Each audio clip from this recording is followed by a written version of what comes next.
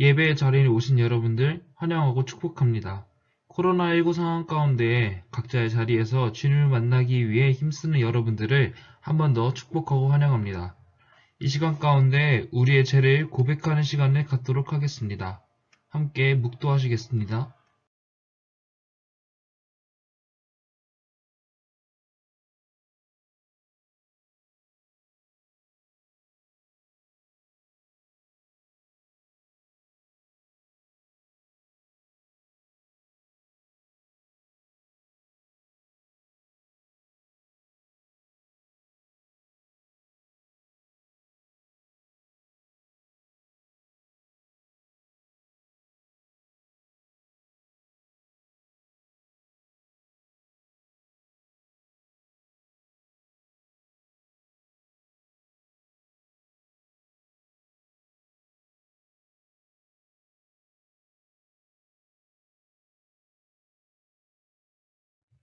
나는 전능하신 아버지 하나님, 천지의 창조주를 믿습니다.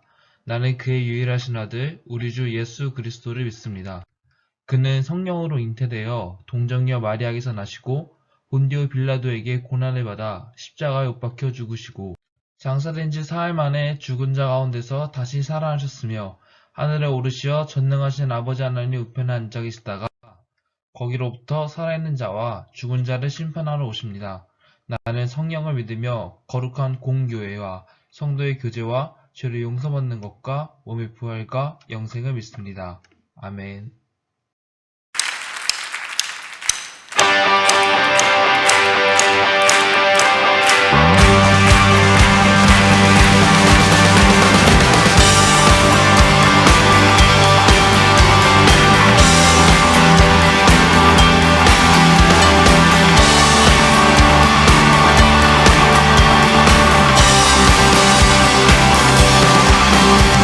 왕 되신 주께 감사하사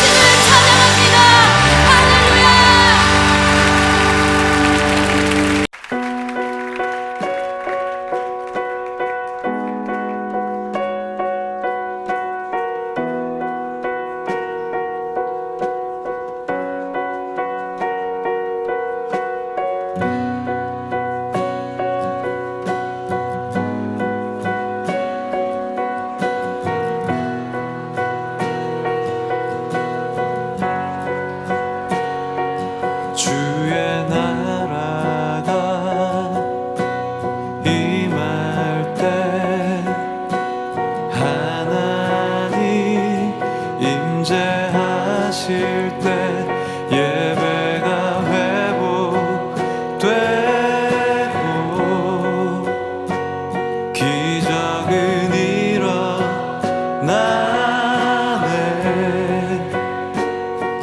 전능하신 주 영원하신 능력의 통치자 자유가 선포되어 주 백성 돌아오네.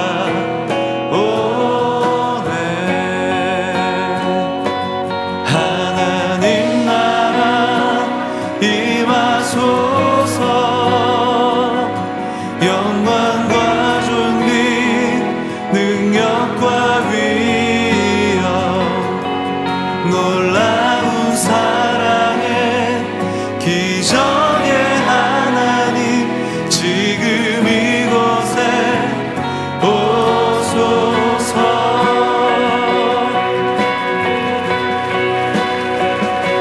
주의 나라 임할 때 하나님 임재하실 때 예배가 회복되고 기적은 일어나네. 기적은 일어나네.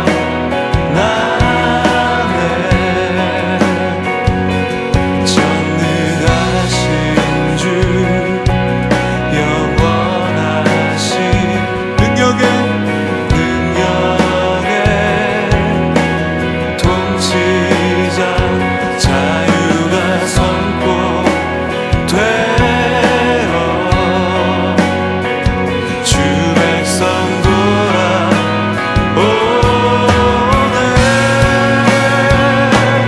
하나님 나라 임하소서. 영광과 존귀 능력과 위엄 놀라운 사랑의 기적의 하나님 지금 이곳에 오소서. 하나님 나라 임하소서. 영광과 존귀 능력과 위엄 놀라운 사랑의 기적의 하나님 지금 이곳에 오소서. 주 높고 위대하심을 크게 외쳐 선포하네. 만왕의 왕 주 하나님 지금 오소서. 주 높고 위대하심 크게 외쳐 선포하네. 만왕의 왕 주 하나님 지금 오소서. 주 높고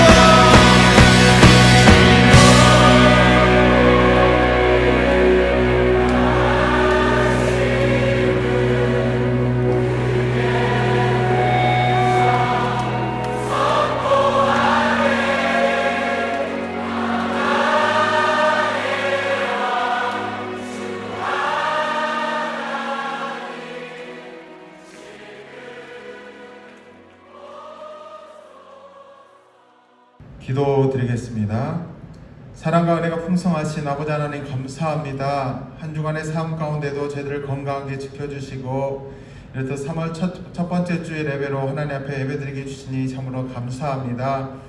하나님, 사순절 기간 동안 주님의 사랑을 더욱더 묵상하며 주님의 사랑에 더욱더 집중할 수 있는 저희들이 될 수 있도록 주님 도와주시옵소서. 마태복음 5장 산상수훈의 말씀으로 사순절 기간을 보내고 있습니다. 무엇보다도 주님의 성품을 저희들도 본받을 수 있는 저희 모두가 되게 하여 주시옵소서. 모든 것을 주님께 의지하오며 예수님의 이름으로 간절히 기도합니다. 아멘. 하나님 말씀 받겠습니다. 하나님의 말씀은 마태복음 5장 1절부터 5절까지의 말씀, 마태복음 5장 1절부터 5절까지의 말씀 다 찾은 줄 알고 한 목소리를 함께 공독하겠습니다. 예수께서 무리를 보시고 산에 올라가 앉으시니 제자들이 나온지라 입을 열어 가르쳐 이르시되 심령이 가난한 자는 복이 있나니 천국이 그들의 것이며 애통하는 자는 복이 있나니 그들이 위로를 받을 것이며 온유한 자는 복이 있나니 그들이 땅을 기업으로 받을 것이며. 아멘. 온유한 자의 복이라는 제목을 가지고 하나님 말씀을 함께 나누고자 합니다. 사람들이요, 산상순, 그러니까 마태복음 5장에 나오는 이 산상순의 8가지 복 중에서 유독 오늘 저희가 집중하고 있는 이 5절의 말씀을 참 좋아할 것 같아요. 왜 그렇습니까? 땅을 준다고 하니까 그런 것 같아요. 조크이긴 하지만요, 요즘처럼 집을 가지기 힘들고 땅 한 평 가지기 힘든 시기에 온유하기만 하면 이 땅을 주신다는 이 말씀이 어쩌면 우스갯소리로 조금은 새롭게 들려오진 않나 이런 생각을 하게 됩니다. 사랑하는 친구들, 여러분 땅을 가지고 싶습니까? 온유한 자가 되시기를 바랍니다. 그런데 사람들은 땅은 가지고 싶어 하지만 이 온유한 자는 되고 싶지 않습니다. 왜 그렇습니까? 이 온유하다라는 뜻이 뭐냐면요, 사람의 표정이나 성질이 온화하고 부드럽다라는 뜻인데요, 우리들이 생각하는 이 온유하다라는 뜻은요, 이런 생각을 많이 가지게 돼요.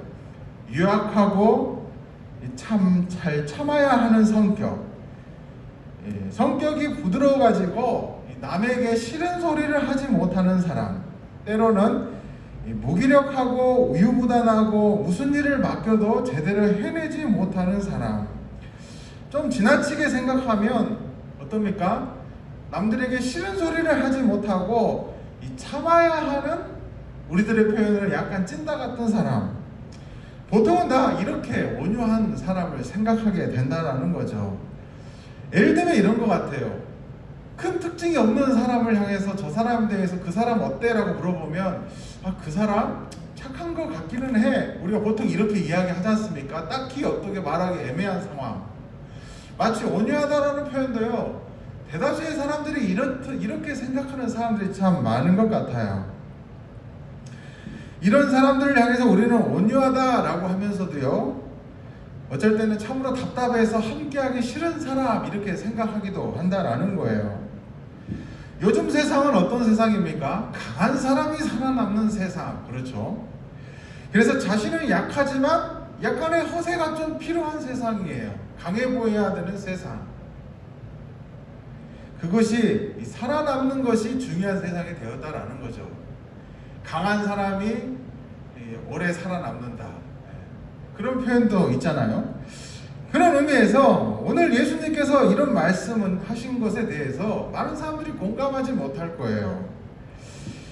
그러나 이 말씀을 깊이 묵상해 보면요, 이 말씀처럼 진리인 말씀이 없다라는 것을 또 한 번 생각하게 됩니다. 예수님께서 이 온유하다라는 말씀은요, 우리가 생각하는 온유함이 아니에요. 그렇죠? 앞서 서론에 이야기했던 온유함에 대해서 생각한 사람들이 참 많은데요, 예수님께서 말씀하신 이 온유함은요, 좀 다른 의미에서 온유함입니다. 사람들은요, 이 온유한 성품을요, 대체적으로 선천적으로 타고난 온유함이라고 생각하는 사람들이 많아요. 그렇죠? 온유한 사람들은 성격이 본래 그래서 온유해, 이렇게 생각하는 사람이 많다라는 거죠. 그러나 오늘 말씀에서 말하는 이 온유함은요, 그런 선천적인 성품의 온유함을 말하는 게 아니에요. 어떤 온유함입니까? 예수님을 내 마음에 모시고 성령님이 내 안에 계실 때 하나님께서 주시는 마음, 다시 말하면 후천적으로 생기는 성품에 대해서 온유하다, 이렇게 말할 수 있다라는 거예요. 심령이 가난한 자가 되면은 애통하는 사람도 될 수 있다고 그랬죠. 애통한 사람이 되면은 오늘 말씀에 나오는 그렇죠, 온유한 자가 될 수 있다라는 거예요. 다시 말하면 성령 아버지 하나님께서 우리 안에 계실 때, 성령님께서 우리 마음을 주장하고 계실 때 이 온유한 마음을 품을 수 있게 된다라는 거예요. 본래 우리의 마음과 성품은 어떻습니까? 성격이 폭급하고 급해요. 때로는 난폭함도 나오고요, 때로는 냉철하지 못할 때도 있어요. 그런데 성령님께서 우리 마음에 오셔가지고 우리의 심령을 주장하실 때, 우리 안에 예수님께서 함께 하실 때 우리는 이 온유함, 다시 말해 이 온한 마음을 가질 수 있게 된다라는 거예요. 그것이 바로 온유하다라는 겁니다. 좀 더 다른 의미로 표현하자면요, 예수님께서는 어떤 분이셨죠? 굉장히 온유하신 분이셨습니다. 그리고 성경은요, 이 예수님의 성품에 대해서 성령의 9가지 열매라는 것으로 풀이를 하고 있어요. 여러분도 어렸을 때 이 성령의 9가지 열매 많이 외우셨죠? 어떻습니까? 처음이 사랑하는 마음, 그리고 희락, 화평, 오래 참음, 그리고 자비와 양성, 충성, 온유와 절제니, 그러면서 이 성령의 9가지 열매에 대해서 나오는데 여기에서도 이 온유함이 있다는 것을 알 수가 있어요. 다시 말하면 성령님께서 우리 마음에 오시고 후천적으로 생기는 마음에 대해서 이 온유하다 이렇게 말할 수 있다는 거예요. 다시 말하면 예수님이 주시는 성품이다라는 겁니다. 그러므로 예수님을 믿고 예수님을 우리 마음의 구주로 고백하고 성령님이 우리 안에 선물로 오셨을 때, 우리 마음 안에 예수님과 성령님 삼위일체 하나님이 함께 하실 때 우리 안에 부어주시는 마음이 바로 이 온유한 마음이다라는 것을 알 수가 있다라는 거예요. 내 성격이 조금 부드럽고요, 내 성격이 좀 착하다고 해가지고 그런 사람을 향해서, 그런 나를 향해서 온유하다 이렇게 말하지 않는다라는 거예요. 예수님을 믿고 성령님과 함께 동행하는 삶을 살 때 하나님께서 우리에게 주시는 성품이 바로 이 온유한 성품임을 깨달을 수가 있다라는 거예요. 그런 의미에서 저와 여러분들은 모두 다 예수님을 구주로 고백하는 사람들이에요. 그리고 저와 여러분 안에는 성령님께서 함께하고 계십니다. 다시 말하면 우리 모두는 다 이 온유한 마음을 가지고 있다는 거예요. 근데 반대로 우리의 성품 안에 온유한 마음을 찾기 힘든 사람은 어떨까요? 그렇죠. 우리가 예수님을 더 찾아야 되고 성령님과 동행하는 삶을 살아야지 오늘 이 말씀에서 말한 이 온유한 마음을 가질 수 있게 된다라는 거예요. 내가 온유한지 온유한 사람이 아닌지 무엇을 보고 알 수 있습니까? 그것은 바로 성경의 말씀을 통해서 알 수가 있습니다.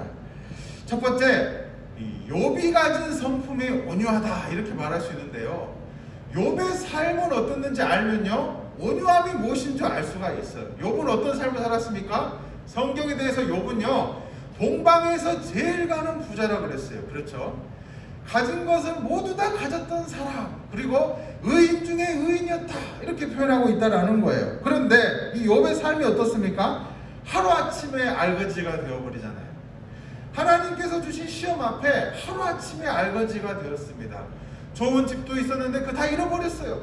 자식들도 많았는데 그 사랑하는 자식들을 다 잃어버립니다. 그리고 마지막에는 어떻게 됩니까? 사랑했던 아내가 신을 저주하고 자신을 저주하고 나쁜 말을 하고 그냥 가버렸잖아요. 뭐라고 말합니까?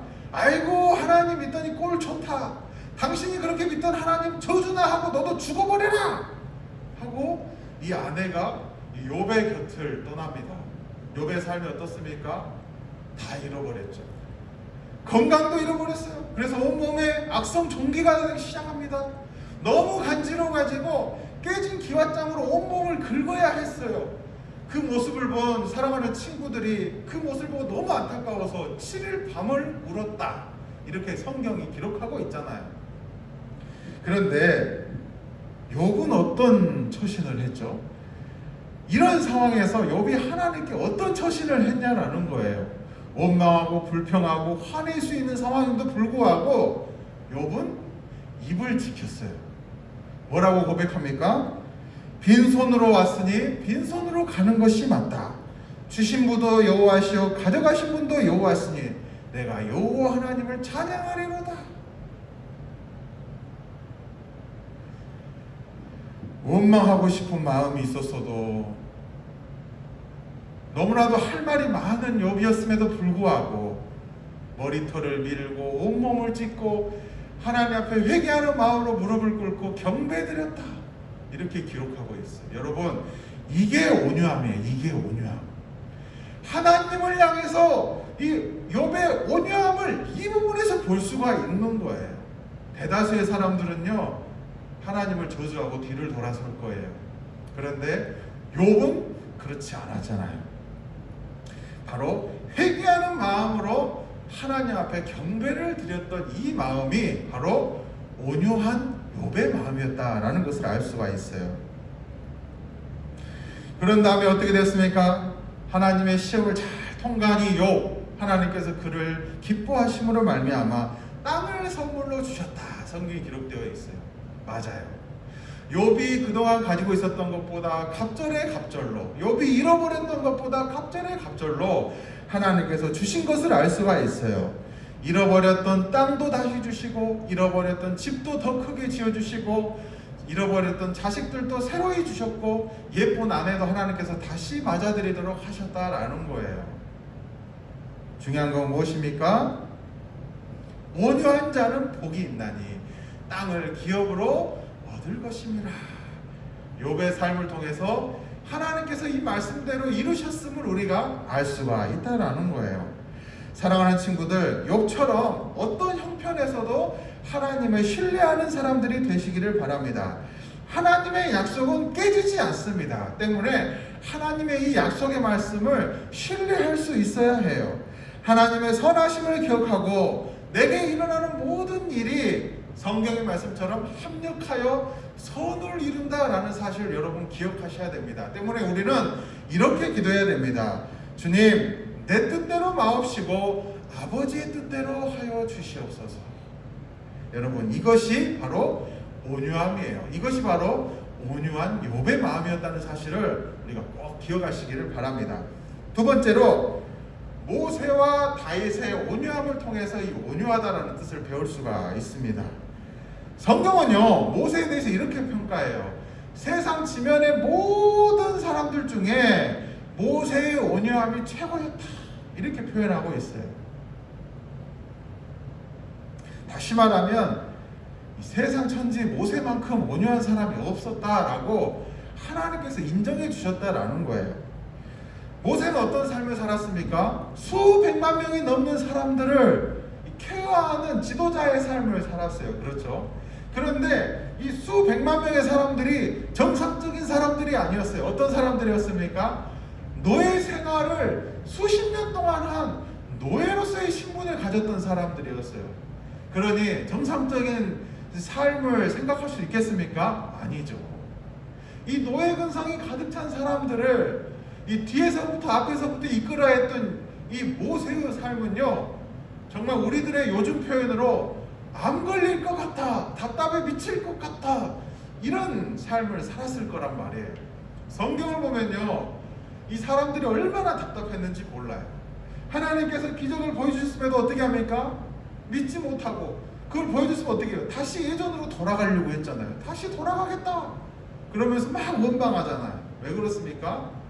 노예로서의 삶이, 이 노예 근성이 이 삶 저 밑바닥부터 있었기 때문에 그것을 바꾸기가 너무나도 힘들었다라는 거예요. 우리는 사람은 안 변한다 이렇게 이야기하는데, 이 모세가 이끌었던 수많은 이스라엘 백성들을 떠올려 보면요, 어떻습니까? 정말 답답했을 것 같아요. 그런데 이 모세는 그 수백만 명의 사람들이 이끌어가는 지도자였음에도 불구하고 오늘 말씀하는 이 예수님의 가장 큰 성품 중에 하나인 온유함을 가지고 있었다라는 겁니다. 그런 의미에서 모세는 정말 대단한 사람이에요. 그런데 이 모세 오경을 보면요, 이 모세가 참으로 억울한 일을 많이 당했어요. 그렇잖아요. 유일무이한 지도자로서 하나님께서 모세의 지도자로서 사용하셨는데, 그것에 대해서 정면으로 반박하는 사람들이 나타나기 시작합니다. 모세 너만 지도자냐? 우리도 족장이고 장로들이다. 우리도 하나님의 일을 할 수 있다. 그러면서 모세를 대적하기 시작합니다. 그런 내용이 이 고라 자손의 반역해가지고 성경에 기록되어 있어요. 그뿐 아니죠. 사랑하는 형제자매가 이 모세를 반역했어요. 어떤 사건이 있습니까? 바로 모세의 누나였던 미리암과 모세의 형이었던 아론이 모세에 대해서 정면으로 도전한 거예요. 모세의 권위에 대해서. 너만 이스라엘 이끌어가는 지도자냐? 우리도 하나님을 만났고 하나님의 기름 부음을 받은 자다. 우리도 지도자다. 그러면서 모세를 원망하기 시작합니다. 그리고 모세의 권위에 정면적으로 도전해요. 말도 안 되는 사건을 가지고 모세를 흠잡기 시작합니다. 말도 안 되는 과거의 사건을 가지고요, 모세를 끌어내리려고 해요. 여러분, 그런데 모세는 어떻게 대응합니까? 가만히 있었잖아요. 가만히 있었어요. 여러분들도요, 살면서 그런 일 경험해 보셨습니까? 말도 안 되는 것을 가지고 여러분들을 향해서 질책하는 그런 상황을 여러분들 한번 경험해 보셨다고 한번 해보세요. 오랜 시간이 지난 일, 나도 쳐도 기억 못하는 일을 가지고 모함한다고 한번 생각해 보세요. 여러분들 참으로 곤란한 상황에 빠진다고 한번 생각해 보세요. 여러분, 화가 안 나겠습니까? 친한 친구가 나에게 이렇게도 화가 나는데 내 가족이 그런다고 한번 생각해 보세요. 얼마나 배신감이 차오르겠습니까? 트집 잡을 것이 없어서 말도 안 되는 것으로 트집을 잡고 곤란하게 만든다라는 거죠. 화가 나서 미칠 것 같아요. 모세도 그랬습니다. 다른 사람의 반역도 경험했고 쿠데타도 경험을 했어요.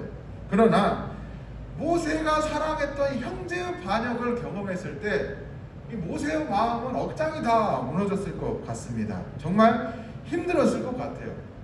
우리가 보통은 그렇죠. 사랑했던 사람이 나에게 배신을 하면 더 미운 법이에요. 그럼 어떻게 대응하죠? 더 세게 대응을 합니다. 어쩌면 모세는 형제의 자리를 다 빼앗아 버릴 수도 있었어요. 그리고 새로운 사람으로 갈아치워 버릴 수도 있을 겁니다. 왜? 모세는 사실상 왕과 같은 위치에 있었기 때문에 가능해요. 수많은 사람들 앞에서 그 형제 자매를 다 불러다가 자신에게 반대하는 사람들을 다 불러다가 쪽을 줄 수도 있었어요. 공개적인 망신을 시킬 수도 있었고 공개적으로 치워버릴 수 있는 상황이었어요. 그러나 모세는 그렇게 행동하지 않았죠. 어떻게 행동합니까? 하나님 앞에 잠잠하게 맡겼어요. 하나님, 제가 어떻게 해야 되겠습니까? 하나님께서 해결해 주십시오. 하나님께서 옳고 그름을 판단해 주시고 심판해 주십시오. 이게 모세의 기도였어요. 여러분, 이것이 바로 온유함이에요. 온유함. 하나님께 믿고 맡기고 기도하는 이 온유함을 모세의 삶을 통해서 우리가 배울 수 있다는 거예요. 그렇다면 다윗은 어떻습니까? 다윗 역시도요, 자기 장인 어른으로부터, 그렇죠, 이 사울 왕으로부터 죽을리기를 수십 번을 넘깁니다. 이 사울 왕이 자신의 권력을 지키기 위해서 이 인기가 많았던 다윗을요, 매일매일 죽이려고 했어요. 독살하려고 했고 창으로 던져서 죽이려고 했고 가진 모략과 권세로 말미암아 다윗을 죽이려고 했어요. 그런데 그런 다윗에게 기회가 찾아왔어요. 그냥 손만 까딱하면 바로 눈앞에 있는 사울을 죽일 수 있는 기회가 찾아왔습니다. 그런데 다윗이 어떻게 행동했죠? 그 사울을 단칼에 목을 베서 죽였습니까? 아니었어요. 비록 나를 죽이려고 하는 원수와 다름없는 사이가 되었지만 하나님께 기름 받은 부음을 받은 사람이기 때문에 자신의 손으로 차마 해할 수 없겠다라고 하면서 하나님께 기도해요. 하나님, 제가 감히 어떻게 이 기회를 통해서 저 사람을 죽일 수도 있지만 하나님께 기름 부은 사람을 제가 어떻게 해야 할 수 있겠습니까? 하나님께 맡기겠습니다. 그러면서 다윗이 또 도망자의 길을 택하잖아요. 그런데 어떻게 합니까? 하나님께서 그 기도를 들으셨어요. 그래서 하나님의 옳고 그름에 판단해서 이 사울 왕이 심판을 당하게 돼서 결국은 하나님의 섭리에 의해서 다윗의 손에 피를 묻히지 않고 이 사울이 죽게 됩니다. 그리고 자연스럽게 다윗이 그 다음 때의 왕이 되죠. 여러분, 이게 바로 온유함이에요. 온유함. 다윗이 가질 수 있었던 온유함이다라는 거예요. 그런데 우리는 이 온유함을 생각하다 보면은 이런 의문이 들 수가 있어요. 아이, 그러면 우리가 온유한 마음을 품고 있으면 평생 화도 내지 않고 정말 화라는 분노를 잠재우고 참고 살아야 하는 것이냐, 이렇게 이야기할 수 있다라는 거예요. 그래서 배울 수 있는 마지막의 온유함, 그것은 바로 예수님의 온유함을 우리가 배울 수 있다라는 거예요.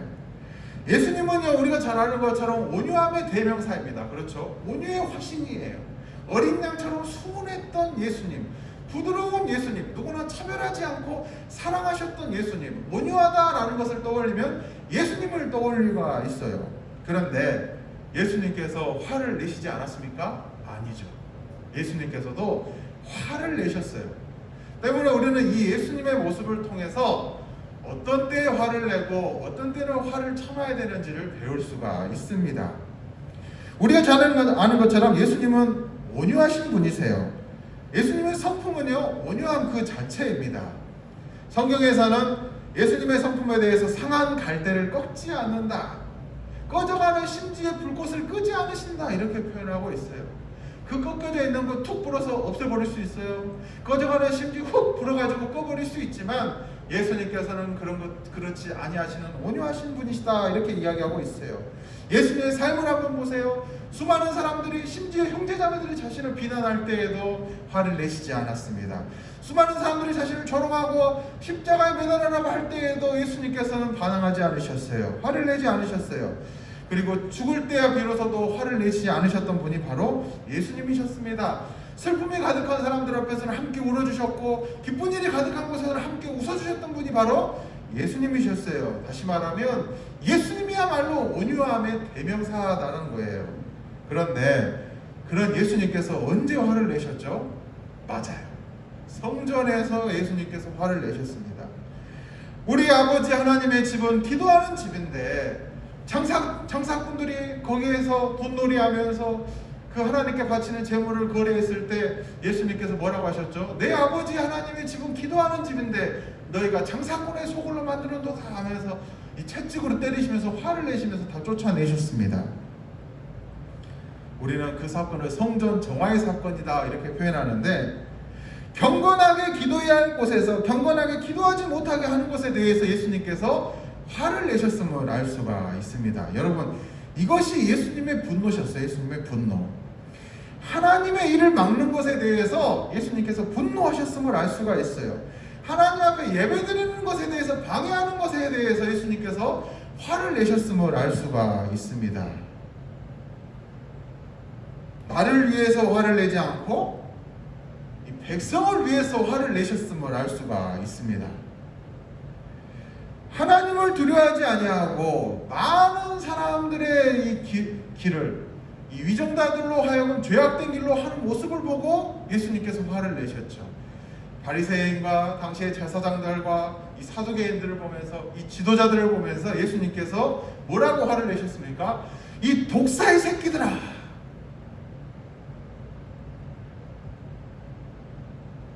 예수님도 화를 내셨어요. 우리가 이 부분을 보고 우리가 언제 화를 내야 되는지를 깨달을 수가 있습니다. 나를 위해 분노하지 않고 내가 당한 일에 대해서 화를 내지 아니하셨어요.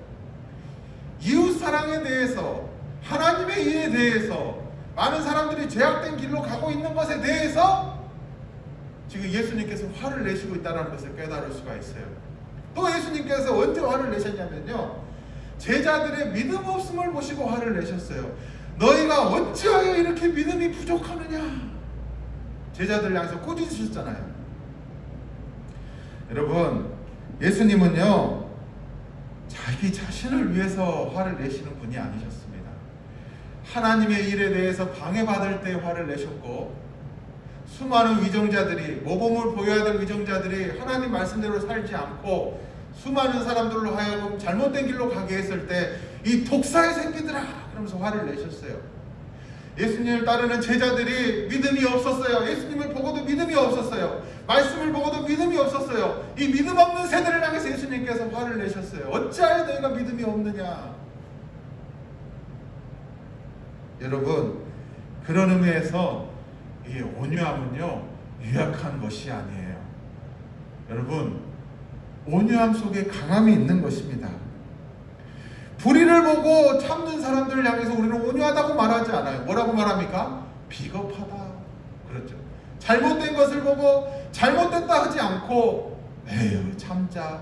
이거는 여러분 온유함이 아니에요. 그것은 바로 비겁하다라는 거예요. 그런 의미에서 온유함은요 약한 것이 아닙니다. 온유함은요 때로는 칼보다 더 무서울 때가 있어요. 이제 말씀을 정리하고자 합니다. 하나님 앞에서 온유했던 사람 욥처럼 삽시다. 나를 대적한 원수의 앞에서, 나를 해하려고 하는 원수의 앞에서 온유했던 모세와 다윗처럼 살자. 나를 위해 화내지 아니하고 분노하지 아니하고 하나님 일 앞에서 화를 냈던 예수님처럼 살자. 이웃사랑했던 예수님처럼 살자. 믿음 없는 세대에 화를 냈던 예수님처럼 살자. 여러분 이것이 바로 성경이 말하는, 예수님께서 말하는 온유한 자가 복이 있나니 땅을 기업으로 받을 것이다. 여기에 해당하는 온유함이라는 사실을 우리가 기억했으면 좋겠습니다. 기도하겠습니다. 사랑과 은혜가 풍성하신 하나님 감사합니다. 우리도 온유한 성품을 가지기를 원합니다. 나 자신을 위해서 분노하지 않게 하시고 화내지 않게 하시고 하나님의 일에 대해서 분노하고 화내신 참 온유이셨던 예수님처럼 살기를 원합니다. 어떠한 재앙이 닥쳤을 때에도 하나님을 원망하지 않고 하나님의 신실하심을 믿고 기도하고 예배드렸던 욥처럼 살게 하여 주시옵소서.